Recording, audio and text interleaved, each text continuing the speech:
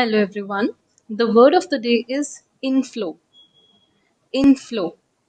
It means the movement of money or assets into a business, an economy, an industry, a nation, etc.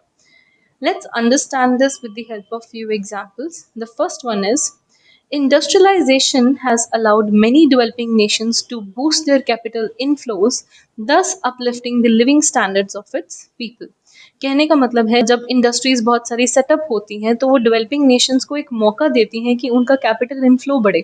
मतलब उनको जब ज़्यादा orders आते हैं या वो ज़्यादा सेल्स कर पाते हैं तो उनका कैश फ्लो जो है वो बढ़ जाता है। तो इससे क्या होता है कि लिविंग स्टैंडर्ड्स जो हैं उनके सिटीजन्स के इम्प्रूव होते हैं। Moving on, we have another example that says it would be helpful to reduce a country's reliance on foreign capital inflows to avoid making them over dependent.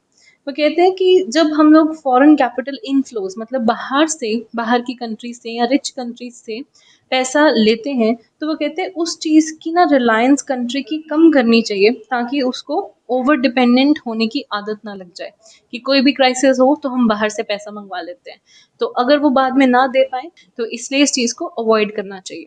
I hope the meaning was clear. Share some of your own sentences in the comment box. Keep working hard. God bless.